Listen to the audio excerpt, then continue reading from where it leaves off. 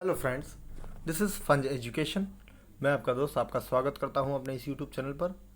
दोस्तों, आज हम 6 क्लास की एसएसटी एनसीईआरटी में चैप्टर 8 यानी अध्याय 8 खुशहाल गांव और समृद्ध शहर, इनसे महत्वपूर्ण फैक्ट के बारे में चर्चा करेंगे। आइए स्टार्ट करते हैं। लोहे के औजार और खेती। तो जैसे जब से लोहे का जो है खोज हुई है, तब से कृषि पर बहुत अच्छा असर पड़ा हुआ है। ठीक है, उत्पादन और बढ़ गया है। आइए स्टार्ट करते हैं, देखते हैं। ठीक है, उपमहाद्वीप में यानी जो भारत महाद्वीप उपमहाद्वीप है में लोहे का प्रयोग लगभग 3,000 साल पहले हुआ शुरू हो गया था। महापाषाण कब्रों में, जो महापाषाण कब्र होती थी, इसमें लोहे के औजार और हथियार बड़ी संख्या में मिले हैं। ठीक है, करीब 2500 वर्ष पहले लोहे के औजारों के बढ़ते उपयोग का प्रमाण भी मिलता गया है। इनमें जानवरों को जंगलों को साफ करने के लिए कुल्हाड़ियाँ और जुताई के लिए हलों के फाल भी शामिल हैं। अब इस प्रकार के देखिए जो है औजार देख सकते हैं। यहाँ है सड़सी टाइप का, ठीक है, इधर कुल्हाड़ी और ये काटने वाली हंसिया। ठीक है, 3 टाइप के हंसिया, कुल्हाड़ी और सड़सी। ठीक है, कृषि उत्पादन को बढ़ाने के लिए उठाए गए अन्य कदम। पहला है सिंचाई। ठीक है, अब सिंचाई जब होने लगी तो कृषि के विकास में अन्य औजार जैसे रोपाई, ठीक है, ये सब महत्वपूर्ण कदम थे। यह सिंचाई के लिए कुएं, नहर, तालाब और कृत्रिम जलाशय भी बनाए गए।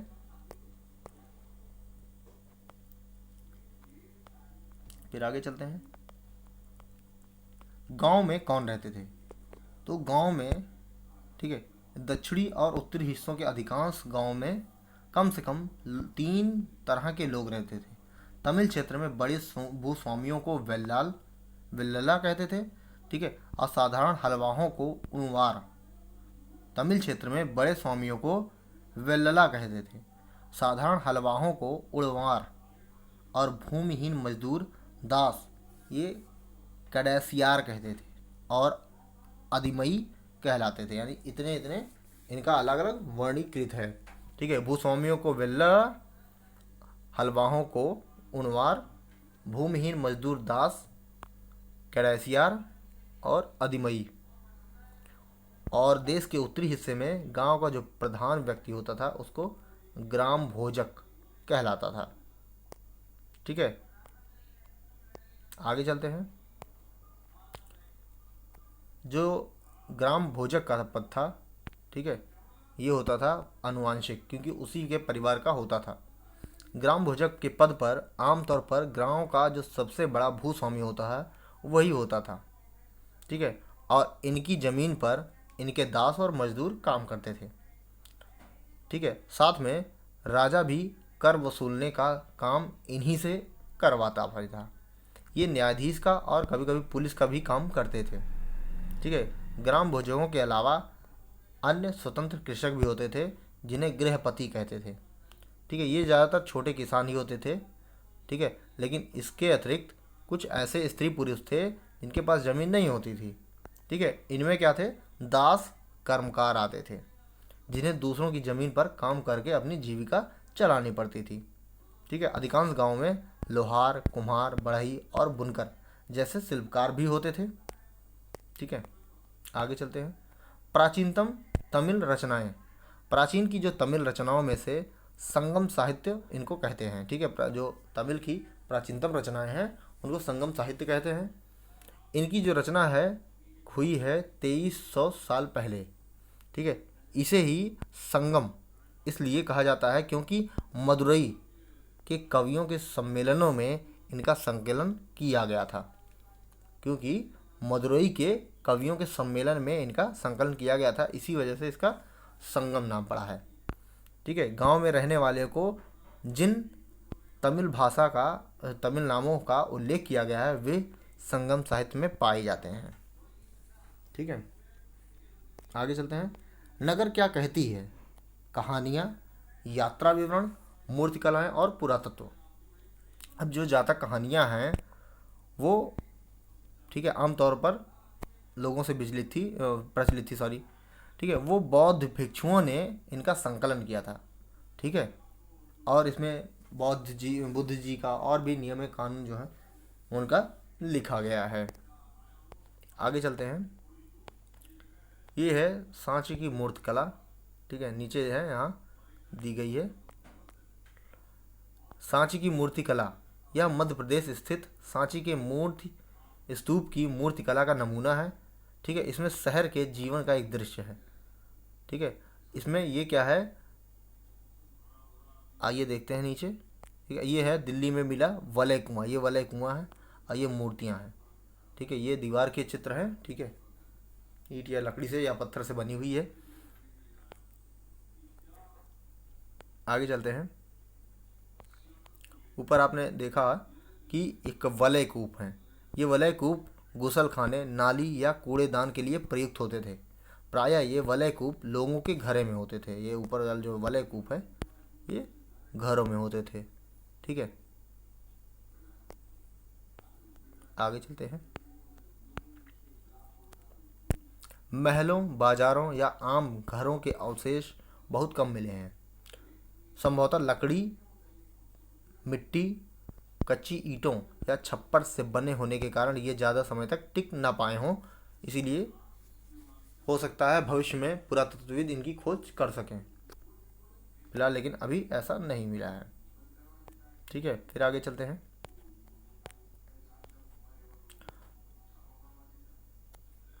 आहत सिक्के। ठीक है, अब कुछ जो है पुरातत्वविदों को इस युग के हजारों सिक्के भी मिले हैं। ठीक है, जिसमें पुराने आहत सिक्के थे जो करीब 500 साल चले थे। ठीक है, चांदी या तांबे के सिक्कों पर विभिन्न आकृतियों को आहत कर बनाए जाने के कारण इसका नाम आहत सिक्के का है यार। ठीक है, आहत सिक्के सामान्यतः आयताकार और कभी कभी वर्गाकार या गोल होते थे। ये या तो धातु की चादर को काटकर या धातु के चपटे गोलिकाओं से बनाए जाते थे। इन सिक्कों पर कुछ लिखा हुआ नहीं था, बल्कि इन पर कुछ चिन्ह से ठप्पे बनाए जाते थे, इसलिए ये आहत सिक्के कहलाते थे। ये सिक्के उपमहाद्वीप के लगभग अधिकांश हिस्सों पर पाए जाते थे। ईसा की आरंभिक सदियों तक ये प्रचलित थे। जैसे ये हैं, ये एक शीट होती थी, धातु की शीट कोई होती थी, उसी पे ठप्पे मार करके यानी इस पे चोट लगा करके, आहत लगा करके बनाए जाते थे, जिसकी वजह से इसका नाम आहत सिक्के पड़ा। ठीक है, या तो ये काट के चादर से एक गोल आकार या वर्गाकार काट करके निकाला जाता था, या तो एक गोली आकार का उसको ठप्पा मार करके चिपटा करके गोल बनाया जाता था। ठीक है, आगे चलते हैं। नगर अनेक गतिविधियों के केंद्र। जो नगर थे अनेक गतिविधियों का केंद्र भी था। ठीक है, कुछ यह 2500 साल से भी ज़्यादा समय से एक महत्वपूर्ण नगर रहा है, मथुरा। ठीक है, यह यातायात और व्यापार के दो मुख्य रास्तों पर स्थित भी था। एक रास्ता उत्तर पश्चिम से पूरब की ओर और दूसरा उत्तर से दक्षिण की ओर जाने वाला था। ठीक है, शहर के चारों ओर जो था वो किलेबंदी थी। इनमें अनेक मंदिर भी थे। किसान पशुपालक शहर में रहने वालों के लिए भोजन जुटाते थे। मथुरा जो है बेहतरीन मूर्तियाँ बनाने के केंद्र भी है। ठीक है, लगभग 2000 साल पहले मथुरा कुषाणों की दूसरी राजधानी भी बनी। मथुरा एक धार्मिक केंद्र भी रहा है। यहाँ बौद्ध विहार, जैन मंदिर और कृष्ण भक्ति का एक महत्वपूर्ण केंद्र भी है। आगे चलते हैं। मथुरा में प्रस्तर खंडों और मूर्तियों के अनेक अभिलेख भी मिलते हैं। ठीक है, मथुरा के अभिलेख में सुनारों, लोहारों, बुनकरों, टोकरी बनाने वालों, माला बनाने वाले और इत्र बनाने वालों का भी उल्लेख मिलता है।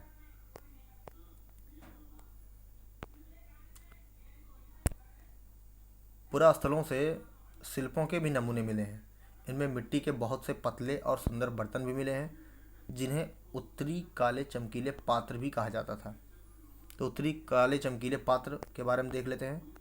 ये क्या थे, कैसे थे? ये कठोर चाक निर्मित धातु की तरह दिखने वाले चमकदार काली सतह वाले पात्र थे। ठीक है, इसे बनाने के लिए कुम्हार मिट्टी के बर्तनों को भट्टों पर उच्च तापमान पर रखते थे, जिसके परिणाम स्वरूप इन बर्तनों की बाहरी सतह काली हो जाती थी। इन पर एक पतली काली लेप भी लगाई जाती थी, जो इन बर्तनों को शीशे जैसे चमकदार बना देता था। ठीक है, ये थे यहाँ के पात्र। ठीक है, कपड़ों का उत्पादन बहुत महत्वपूर्ण था। ठीक है, उत्तर में वाराणसी और दक्षिण में मदुरई इनके प्रसिद्ध केंद्र थे। कौन कौन? उत्तर में वाराणसी, यानी वाराणसी और मदुरई प्रसिद्ध केंद्र था। यहाँ दोनों स्त्री और पुरुष दोनों काम करते थे। अनेक शिल्पकार एवं व्यापारी अपने अपने संघ बनाने लगे थे, जिन्हें श्रेणी कहते थे। शिल्पकारों की श्रेणियों का काम प्रशिक्षण देना, कच्चा माल उपलब्ध कराना और तैयार माल का वितरण भी करना, ये काम था इनका। ठीक है, आगे चलते हैं। अब सूत काटने के नियम और कुछ बुनने के भी नियम थे। ठीक है, ये नियम अर्थशास्त्र के हैं, जिनको चाणक्य द्वारा निर्धारित किया गया था। ठीक है, अब इसमें वर्णन भी है कि किस पदाधिकारी द्वारा कौन सी, जैसे कैसे कारखानों की देखरेख भी की जाती थी। ऊन, पेड़ की छाल, कपास, पटुआ, सन को तैयार करने के काम में विधवाओं, सक्षम अक्षम महिलाओं, भिक्षुणियों, वृद्धा वेश्याओं, राजा की अवकाश प्राप्त दासियों, सेविकाओं और अवकाश प्राप्त देवदासियों को भी लगाया जाता था। ठीक है, अब इन्हें इनके काम के और गुणवत्ता के अनुसार पारिश्रमिक देना चाहिए, ये नियम थे। जिन महिलाओं को बाहर निकलने की अनुमति नहीं है, वे अपनी दासियों को भेजकर कच्चे माल को मंगवा सकती हैं या फिर तैयार माल उनसे भिजवा सकती हैं। वे औरतें जो कारखाने तक जा सकती हैं, उन्हें अपना कच्चा माल कारखाने, यानी उन्हें अपना माल कारखाने तथा तड़के में ले जाना, यानी सवेरे सवेरे ले जाना था। ठीक है, जहाँ उन्हें पारिश्रमिक मिलता था। इस समय माल को अच्छी तरह जांचने के लिए रोशनी रहती थी। अगर निरीक्षक उस औरत की तरफ देखता था, ठीक है, या इधर उधर की बातें करता था, तो उसे सज़ा भी मिलनी चाहिए। अगर औरत ने अपना काम पूरा नहीं किया तो उसे जुर्माना देना होगा। इसके लिए उसका अंगूठा भी काटा जा सकता है। ये सब बुनाई के निरीक्षक का कार्य था। ठीक है, आगे चलते हैं। सूत निरीक्षण अरिका मेडू जो है पुदुचेरी का, ठीक है, में है, और रोम के बारे में भी जानकारी पड़ी है। ठीक है, लगभग रोम का रोमन नेम इसका है पोडुका। अभी पीछे वाले चैप्टर में 7 चैप्टर में आपको बताया गया है। लगभग 2200 साल से, ठीक है, 1900 साल पहले अरिका मेडू एक पत्तन हुआ करता था। यहाँ दूर दूर से जहाज़ों से सामान उतारे जाते थे। यहाँ ईंटों से बना एक ढांचा मिला है, जो संभवतः गोदाम रहा हो। यहाँ भूमध्य सागरीय क्षेत्रों के अम्फोरा जैसे पात्र मिले हैं। इनमें शराब या तेल जैसे तरल पदार्थ रखे जा सकते थे। दोनों तरफ इसके हत्थे लगे थे। ठीक है, यहाँ एरेटाइन जैसे मुहर लगे लाल चमकदार बर्तन भी मिले। कौन? एरेटाइन जैसे मुहर लगे वाले लाल चमकदार बर्तन भी मिले हैं। इन्हें इटली के एक शहर के नाम पर एरेटाइन पात्र के नाम से जाना जाता है। इसे मुहर लगे सांचे पर गीली चिकनी मिट्टी को दबाकर बनाया जाता है। किससे बनाया जाता है? एरेटाइन को गीली चिकनी मिट्टी दबा करके बनाया जाता है। ठीक है, आगे चलते हैं। ऐसे भी बर्तन मिले हैं जिनका डिजाइन तो रोम का था, परंतु वे यहाँ बनाए जाते थे। यहाँ रोमन लैंप, शीशे के बर्तन और रत्न भी मिले हैं। साथ ही छोटे छोटे कुंड मिले हैं, जो संभवतः कपड़ों की रंगाई के पात्र रहे होंगे। यहाँ पर शीशे और अर्ध बहुमूल्य पदार्थों के मनके प्राप्त के बनाने के पर्याप्त साक्ष्य भी मिले हैं। ठीक है, ये हैं मिट्टी के बर्तन, अभिलेखित मिट्टी के बर्तन हैं। ठीक है, कई बर्तनों पर ब्राह्मी लिपि में अभिलेख लिखे गए हैं। ठीक है, प्रारंभ में तमिल भाषा के लिए इसी लिपि का भी प्रयोग किया गया था, इसलिए इसे तमिल ब्राह्मी भी अभिलेख भी कहा जाता है। फिर आगे चलते हैं। ये है, ठीक है, रोम। अगर मानचित्र में देखा जाए तो रोम मिलेगा। ठीक है, रोम जो है यूरोप के सबसे पुराने हिस्सों में, शहरों में से एक है। इसका विकास लगभग तभी हुआ था जब गंगा के मैदानों के शहर बसे रहे थे। ठीक है, रोम एक बहुत बड़े साम्राज्य की राजधानी भी रहा है। यह यूरोप, उत्तरी अफ्रीका और पश्चिमी एशिया तक फैला साम्राज्य था। इसके महत्वपूर्ण शासकों में से एक आगस्टस ने करीब 2000 साल पहले शासन किया था। आगस्टस ने रोम पर लगभग 2000 साल पहले शासन किया था। उसने क्या कहा था कि रोम जो है ईंटों का शहर है, जिसे मैंने संगमरमर का बनवाया। ठीक है, पहले जो है ईंटों का शहर था, उसने संगमरमर का बनवाया। आगस्टक और उसके बाद के शासकों ने कई मंदिर और महल भी बनवाए। आगस्टस ने बड़े बड़े रंगमंडल, एम्फी थिएटर बनवाए थे। इसमें चारों तरफ दर्शकों के बैठने की सीढ़ी नुमा जगहें होती थी। ठीक है, यहाँ के लोग विभिन्न प्रकार के कार्यक्रम देख सकते थे। उन्होंने स्नानागार भी बनवाए जहाँ स्त्रियाँ और पुरुषों के लिए अलग अलग समय निर्धारित थे। यहाँ लोग एक दूसरे से मिलते थे और आराम करते थे। बड़े बड़े जलवाही सेतु, एक्वाडक्ट के जरिए शहर के स्नानागार और फव्वारों तथा गुसलखानों के लिए पानी लाया जाता था। ठीक है, आगे चलते हैं। यहाँ कुछ महत्वपूर्ण तिथियाँ। उपमहाद्वीप में लोहे के प्रयोग की शुरुआत कब हुई थी? 3000 साल पहले। लोहे के प्रयोग में बढ़ोतरी नगर आहत सिक्के कब आए? वो आए 2500 ईसा पूर्व, यानी 2500 साल पहले, आज से 2500 साल पहले लगभग। ठीक है, और संगम साहित्य की जो रचना हुई उसकी शुरुआत हुई 2300 साल पहले।